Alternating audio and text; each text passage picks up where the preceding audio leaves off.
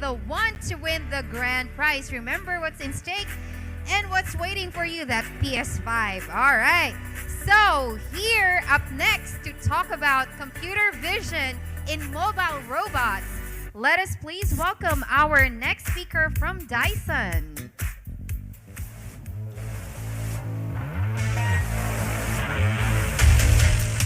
Our next speaker's experience with robotics first began as a research assistant for the Autonomous Robotics Collaboration Laboratory at Worcester Polytechnic Institute, where he worked on humanoid robotics. He also acquired AWS specializations in machine learning and data analytics. Currently, he works as a senior robotics software engineer and the tech lead at Dyson, where he is back to doing robotics. In this talk, he will explore what goes into developing smart robots for the home environment, the challenges that we encounter, and how AI helps overcome those challenges. Everyone, let's give it up for Mr. Anto Umali.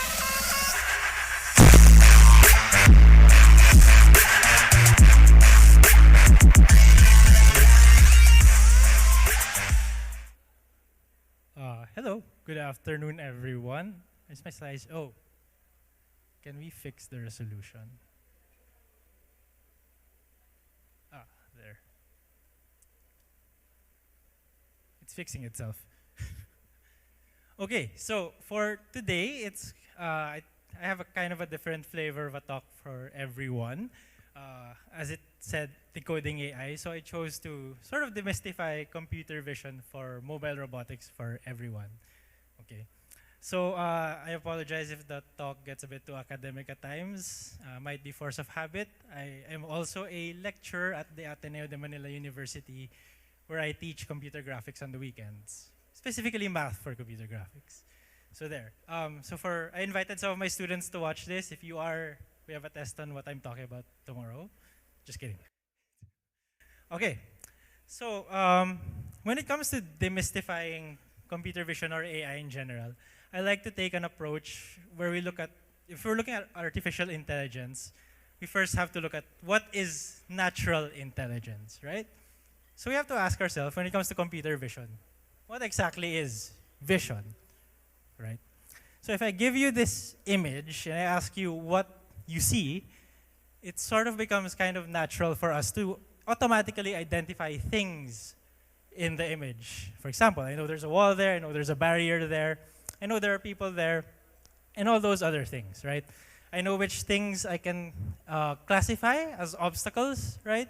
Which things I can classify as people, and we're pretty good at doing this, right? So if I showed you an image of a butterfly that's like 2/3 hidden behind the tree, you'll still know it's a butterfly, right? And we sort of tend to underestimate our ability to perform intelligence simply based on what we see. To the point that when someone talks about computer vision, we kind of think that it's a natural thing when it's not, right? Another example is, let's say we're going to work, we have a work from home setup, and we have this in front of us. Immediately, we can designate what parts of our vision belong to which object, right? And we can specify certain attributes to those objects easily. Like for example, if we were gonna work, we assign utility, right? And we can easily segment objects which are embedded visually in other objects. Like for example, the colored pencils in the container, right? I can tell individual pencils from one another, and that's an amazing feat of intelligence in itself. Okay, so when it comes to current computer vision, as the previous speakers have said, a lot of the things that happen are focused on predicting, informing, gathering information, right? But the missing component that a lot of us don't think about is action. How we act given said information, right? And this is sort of like the final layer when it comes to computer vision, like natural computer vision. Because when I see something, I immediately know how I'm going to act with respect to that thing I see. Like for example, in this image I showed a while ago, we can easily plan our path through the environment, given just what we see, right? And given those people walking on the side, I can plan an alternate path. And I see a car at the back, and I know where it's going. So I would most likely choose the path on the right? And this is something, again, which we take for granted. Also, with respect to the image of the workstation we have a while ago, we can easily associate objects depending on their utility. Like for example, I see a mouse, I automatically know that I can control a laptop with said mouse. I can write on the notebook with a mechanical pencil, right? And all those little things. And we expect ourselves to be able to do this regardless of the environment we find ourselves in, right? So how does this all relate to robotics, right? Okay, so first let's define what mobile robots are. So here's a picture of our 360 VizNav, which is our newest robot vacuum. Mobile robots are different from stationary robots in that they tackle with dynamic environments and often unknown environments. They are expected to have more autonomy, and they often operate on limited battery and processing power, right? And it's not limited to just wheeled robots. You know, a drone is also considered a mobile robot. An aquatic robot is considered a mobile robot. And where it differs from current approaches is there is no man in the middle when it comes to mobile robots, right? The moment it has any information, any input, we expect it to act autonomously, and we expect it to act intelligently, right? So, when it comes to actions for mobile robots, let's review a few things which they can do. Right? The first is what we call localization and mapping. This involves knowing what our environment looks like and where we are with respect to everything else. And this is, again, very natural for us, right? If you close your eyes, you take a few steps, you open your eyes again, you immediately know where you are in the room with respect to everything else and where you were, right? And then we have something called planning, wherein if we want to go somewhere, we are able to plan a path through that environment. Then when we start moving, of course, we have to correct for any error in our movement, right? So when you drive a car, you don't exactly go straight all the time, right? The same thing with robots. There's a lot of many little things that can go wrong while you're moving. Bumps on the road, turbulence in the air currents, right? And then, obviously, obstacle avoidance. If something happens to get in our way, we expect the robot to move out of the way. And whatever task we have, like for example, in here, our task may be to map out obstacles or rendezvous with something. The moment the robot comes into visual contact with the said object of interest for the task, we expect it to identify that object and go towards it. Okay. So, here are the things that the robot needs to know. Again, it needs to know where it is and what the world looks like so that it can move and accomplish its tasks. Now, the hard part is the middle. Is my information correct? And for us, this is not a problem because we completely trust our eyesight, right? And even our odometry, so to speak. So if I take 5 steps, I know I've always taken 5 steps. If I lean a bit to the left, I know I leaned a bit to the left. But again, as people, we're still very highly reliant on our vision. So an experiment that I like to do with people doing this is try to balance on one leg, then close your eyes and try to balance. It's much harder, right? Because you orient yourself with respect to the stability of your visual frame. So, a lot of what we do is reliant on the fact that our information is correct. And for the robot, it has to verify that its information is correct, right? Because ideally, information is complete, right? Meaning whatever we have to see, we have already seen. It is accurate. There are no errors in our sensor measurements. And it is always available because we are constantly moving, right? The robot is constantly moving. That means it has to refresh its information as it's moving. However, given the nature of the environment and the tasks that the mobile robot does, it encounters a lot of difficulty verifying if its information is correct.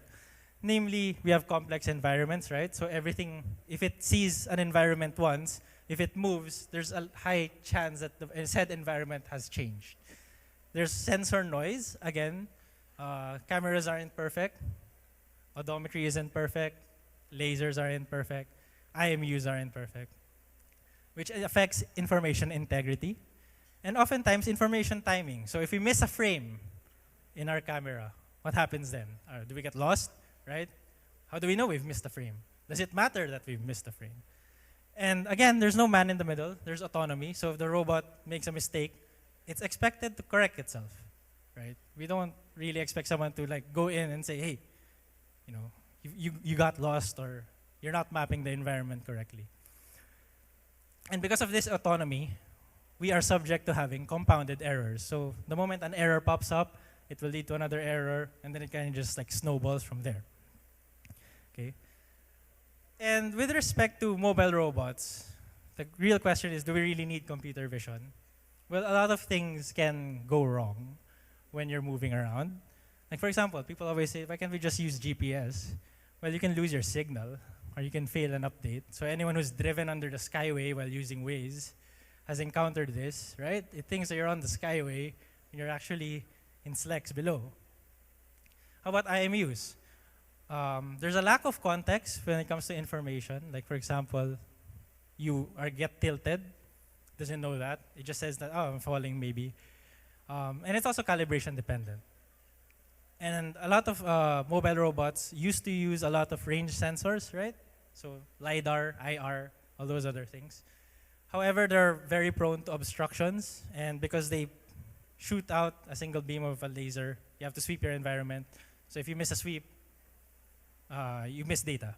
Okay, and again, because they're subject to obstructions, you do miss a lot of the object geometry. And finally, we have odometry, which is essentially measuring how much you've moved. But again, it's subject to wheel slip, non-level wheels. So if there's like a bit of deformities in the surface you're moving on, the odometry could start reading differently, and you might think you're somewhere, but you're not really there, right? Or if you bump into something and your wheels keep spinning, you might think you've moved forward, but you really didn't, right? So, with respect to all of this, we have to ask, like, how can computer vision help? So how can computer vision resolve all those little things that plague our robotic friends, vacuums, and everything else, okay? So I'm just gonna go through a bit through the different techniques that people have used, and hopefully this gives you a bit of an idea of how those robots work, right? So, first thing is something we call simultaneous localization and mapping. Anyone have heard of this? SLAM, right? SLAM. So SLAM is a chicken and an egg kind of a problem, because we have to ask ourselves what the world looks like and where am I, but where am I is subject to what the world looks like, but what the world looks like is subject to where am I, right? Like for example, a lot of us define objects with respect to where we are. For example, that thing is like 3 feet away from me, but I also say that I'm 5 feet away from the screen, right? So that's why it becomes a chicken and an egg kind of problem. And a lot of problems in SLAM, specifically something we call loop closure, which is figuring out that where we are is where we've been, right? Can be remedied by computer vision. So a lot of this, like for example, scene recognition. This place looks exactly like something I've seen before, right? It's very hard to do that with a laser scan because you have to like completely scan everything. And the moment the scene changes, your scan changes, and you have to match the geometry and all that. But when you have computer vision, you have scene recognition, you can simply check, like, how similar is this scene? Then probably I've been here before, right? So that means I've closed the loop, something like that. And also things like object detection and tracking. So we're very good at object tracking, even if it moves out of view. Like for example, I turn there, and I look at that table. I know it's that exact same table that I saw when I was in this spot, right? So when it comes to like simply scanning the environment with range sensors, that's very hard to do because you have to compare geometry again.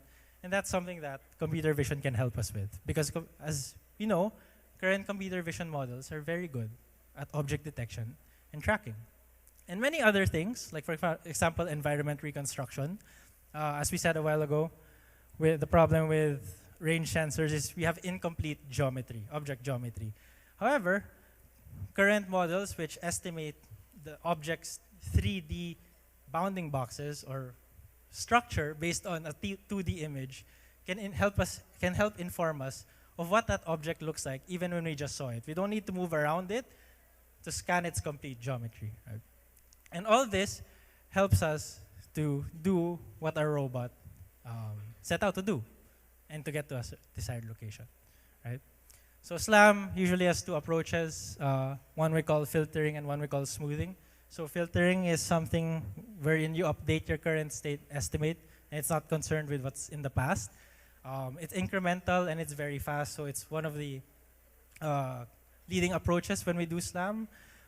Another thing is called smoothing, wherein you correct all the poses that you've been before, right? And this is a very computationally intensive problem. But again, it's all because we are processing information that lacks context. When we add context to the information that we have, smoothing becomes an easier problem, and thus our robot's location becomes more accurate. Okay, so here's an example of a robot doing SLAM. So it's a drone. So if you're wondering why it's a drone, because it has 3D roll pitch yaw, and if you're able to address those problems, porting it down to a mobile robot is sort of trivial, right? And then we have our approaches range from visual only, wherein we only use the camera's information, images. We have visual inertial, wherein we take into account motion sensors. And then we have RGBD, wherein we have depth information that we don't have to estimate. The allure of visual only information is that you don't have to pack in more sensors to your robot. So that means less power usage, less things to go wrong. And with current computer vision algorithms, we can offset a lot of the additional sensors that we add to our robots simply by leveraging the newer capabilities of more powerful models.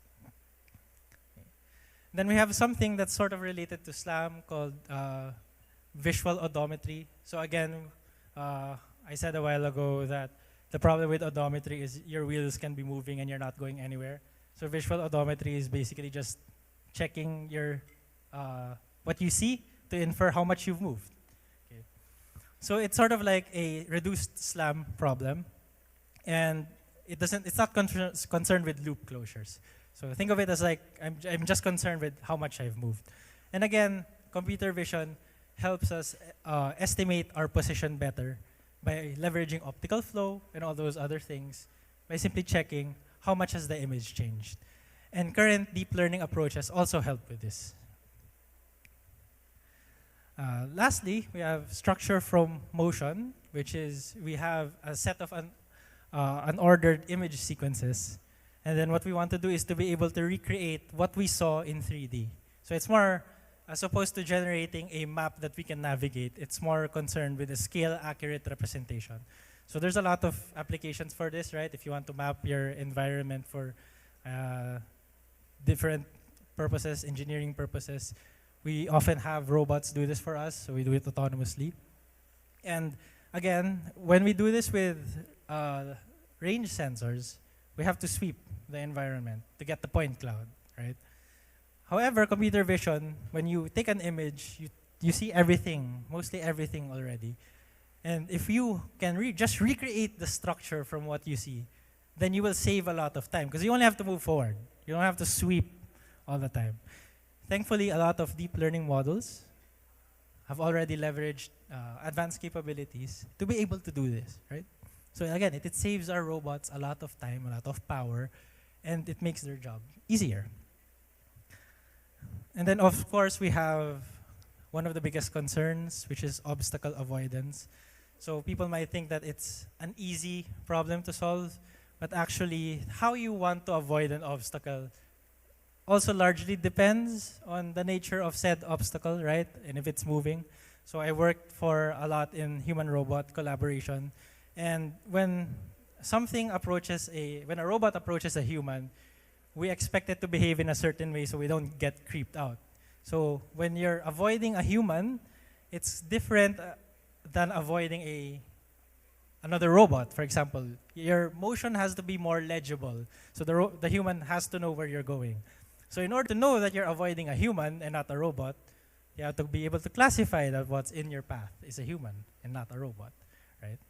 And of course, back then, this might be very difficult because you could only infer that there's an object in front of you, especially for range sensors, right? But current computer vision models have a really advanced image classification, object detection, and object recognition. So now we can have different strategies for how we want to avoid things, how we want to navigate things. Okay. So, a summary of my short talk. Computer vision in robots is not just about information. It's about aiding actions. It's about letting the robot be autonomous and not require a human to intervene a lot of the time. But the challenge is it has to be accurate, precise, but also fast, and does not consume that much power. So what we see right now is there's a large mixture of classic and modern techniques. So when you create models for your robots, they have to be very specific to what that model achieves. You can't just have, like, say, I'm just going to put the largest object detection model I have on the robot. What's going to run it on the robot? You're going to put a GPU inside. How much battery is that going to consume? What about the other things that's on the robot? So when we're structuring computer vision algorithms and models for the robot, we have to be able to define precisely what task we want that model to achieve. And if you really need to put that model in the computer, in the robot, right? And of course, those models don't have to be there specifically for enabling precise movement, because that is what differentiates mobile robots from static robots, right? So we have to be able, so the computer vision model is not also just limited to images, right? It can take in information from other sensors to help with its predictions. So something we call sensor fusion. And what we want to do is to manage the uncertainty that we have in our location, both our location and the objects in the environment. And right now, there's a really big room for innovations and improvements, right? So again, when we do this for robots, there has to be no waste. There has to be very specific action. So the models that we have for right now have to be very directed, very targeted. We can't just shove in large models. Again, these are edge devices, as we know. So the improvement is being able to provide a lot of intelligence with a lot of resource efficiency. Okay. And so that's it for my short talk. And I hope you gained a lot of insight on how our robotic appliances, our robotic friends move around and use their cameras and all that. Thank you. Thank you so much, Anto. Thank you for that insight and for sharing with us what Dyson has been up to. It's actually amazing to hear that we are moving closer to the age of Android. So more on, hopefully C3PO and R2D2, wala mo ng Megan, right? The scary robots. So thank you so much. And you know what I actually wish for? A robot that can clean the house, do the laundry, fold the laundry, maybe do the cooking, all of that stuff. But I wish Dyson cannot create a robot that will replace me yet. So wala mo ng Sophie, please. Okay? All right, so on to our next segment. Now here to talk about transforming customer lifecycle management campaigns with AI-powered next best offers. Let us please welcome from Globe Telecom our next speaker.